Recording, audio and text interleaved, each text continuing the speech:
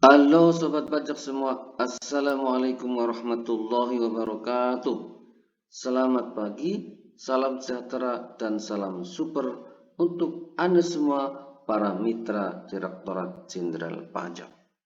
Jumpa lagi dengan saya Edi Purwanto. Kali ini saya akan menyampaikan pembelajaran tentang PPh pasal 22 khusus untuk instansi pemerintah. Mengapa khusus?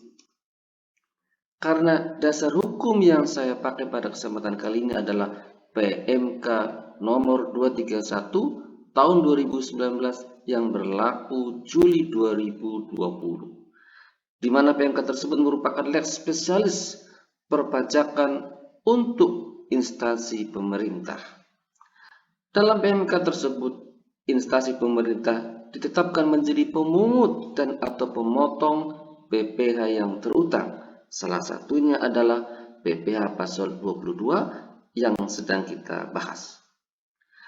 Pada PMK tersebut, instansi pemerintah diwajibkan untuk memotong dan atau memungut, menyetor, dan melaporkan PPh pasal 22 yang terutang. Pada PMK 231 juga merubah NPWP bendahara menjadi NPWP instansi pemerintah. Jadi NPWP bendahara dihapus, kemudian diterbitkan NPWP instansi pemerintah selaku satker yang terdiri dari instansi pemerintah pusat, instansi pemerintah daerah, dan instansi pemerintahan desa.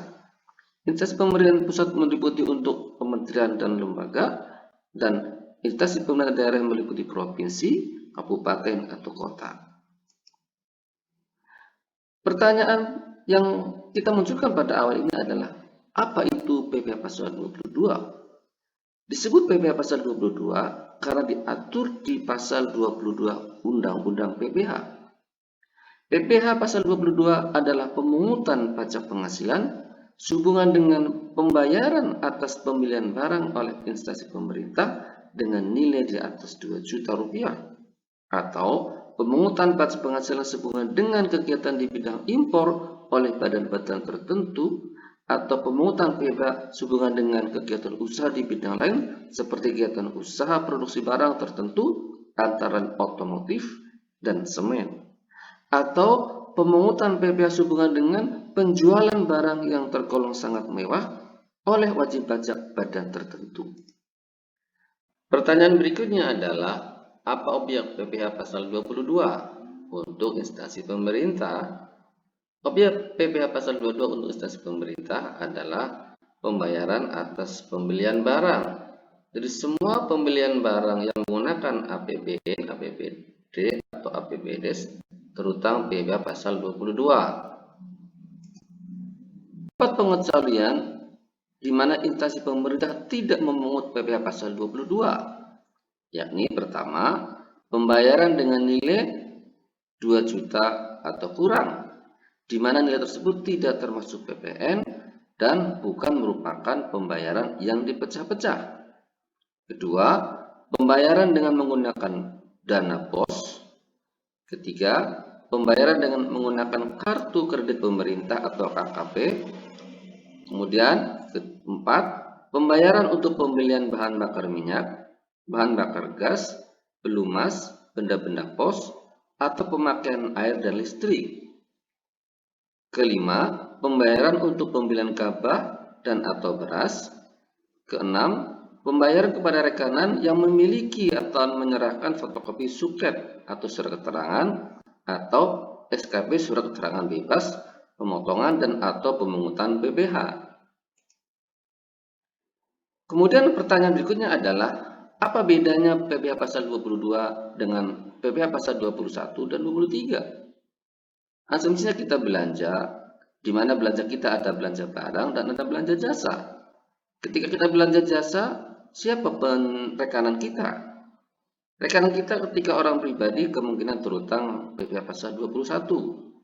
Ketika lawan transaksi kita badan, kemungkinan terutang PPh pasal 23. Nah, ketika belanja barang, kemungkinan terutang PPh pasal 22. Kenapa kemungkinan? Karena ada yang dikecualikan. Sebagai contoh, belanja barang dengan nilai lebih dari 2 juta, tetapi dengan dana BOS maka tidak terutang PPh pasal 22 karena dana BOS merupakan dikecualikan dari pengenaan PPh pasal 22. Berikutnya adalah berapa tarif PPh pasal 22 untuk instansi pemerintah. Tarif PPh pasal 22 sebesar 1,5% dari nilai transaksi tidak termasuk PPN. Kemudian apabila rekanan atau lawan transaksi tidak mempunyai NPWP maka dikenakan tambahan 100%. Adapun cara penghitungannya adalah tarif kali DPP atau nilai transaksi. Sobat pajak yang saya cintai, pertanyaan berikutnya adalah berapa yang diserahkan ke rekanan? Asumsinya ada dua pihak, instansi pemerintah dan rekanan. Rekanan menjual barang kepada instansi pemerintah, kemudian instansi pemerintah membayar setelah dikurangi PPh pasal 22 sebesar 1,5%. Catatan yang perlu diberikan adalah PPh pasal 22 tidak bersifat final, artinya dapat dikendalikan oleh wajib pajak yang dipungut, dalam hal ini adalah rekanan. Berapa kode akun pajak dan jenis setoran? Kode akun pajaknya adalah 411122. Apa itu arti 411122? 4 itu menunjukkan anggaran pendapatan. Dalam APBN ada pendapatan, ada belanja. 4 ini adalah pendapatan. 1 ini pajak, 1 kemudian ini adalah dalam negeri, 1 kemudian adalah pajak penghasilan. 22 adalah jenis pajak penghasilan yaitu PPh pasal 22. Jadi pendapatan, pajak dalam negeri, PPh pasal 22. Kode jenis setorannya adalah 910 untuk instansi pusat dengan anggaran APBN, 920 untuk instansi pemerintah daerah dengan anggaran APBD, 930 untuk instansi pemerintah desa dengan anggaran APBDes-nya.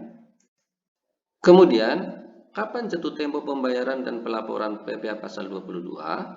Jatuh tempo pembayaran PPh pasal 22 adalah pada tanggal yang sama untuk pembayaran dengan mekanisme langsung dan 7 hari setelah tanggal pembayaran untuk mekanisme uang persediaan. Khusus untuk instansi pemerintah desa, jatuh tempo pembayaran adalah tanggal 10 bulan berikutnya. Adapun jatuh tempo untuk pelaporan SPT PPh pasal 22 adalah pada tanggal 20 bulan berikutnya dan menggunakan laporan SPT PPh pasal 22. Per Januari 2021 direncanakan akan menggunakan SPT unifikasi.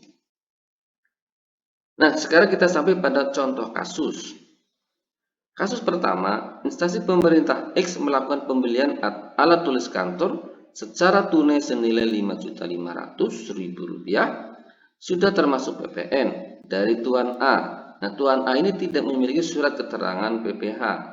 Pertanyaannya adalah, apakah instansi pemerintah tersebut harus memungut atau memotong PPh pasal 22? Jika iya, berapa besarnya?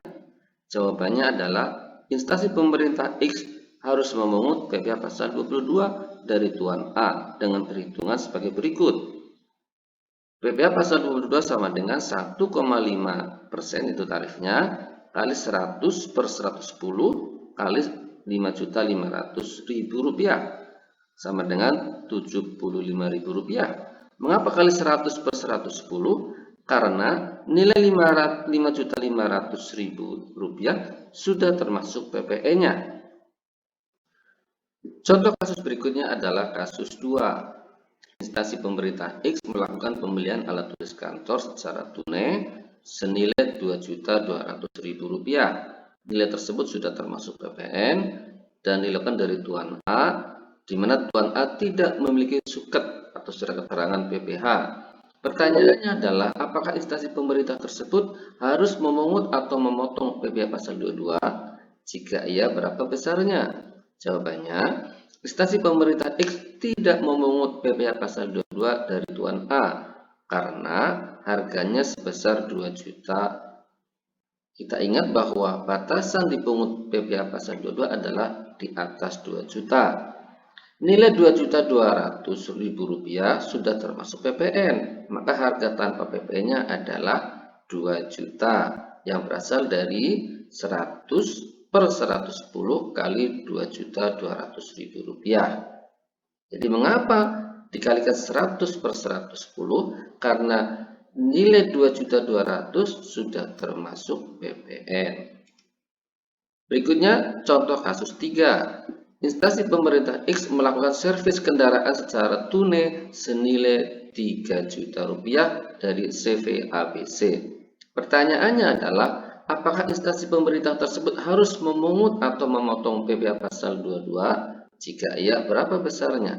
Jawabannya, instansi pemerintah X tidak memungut PPh pasal 22 karena pembelian jasa bukan objek PPh pasal 22. Pertanyaan berikutnya adalah, apakah terutang PPh lainnya? Jawabannya, terutang PPh pasal 23 sebesar 2% jika rekanan tidak dapat menunjukkan surat keterangan atau surat keterangan bebas. Kasus 4. SMP Negeri 01 ABC membeli laptop senilai Rp10 juta dari CV XYZ dengan menggunakan dana BOS. Pertanyaannya adalah, apakah SMP Negeri 01 ABC tersebut harus memungut atau memotong PPh pasal 22? Jika iya, berapa besarnya? Jawabannya, SMP Negeri 1 ABC tidak memungut PPh pasal 22. Kenapa? Karena pembelian dengan menggunakan dana BOS dikecualikan dari PPh pasal 22. Pertanyaan berikutnya adalah, apakah terutang pajak lainnya? Untuk PPh pasal 23 tidak terutang karena beli barang bukan objek PPh pasal 23. Sedangkan untuk PPN terutang 10% jika penjualnya adalah PKP karena nilainya di atas 2 juta dan barangnya merupakan PKP atau barang kena pajak. Catatannya sekali lagi, jika penjualnya adalah PKP, pengusaha kena pajak.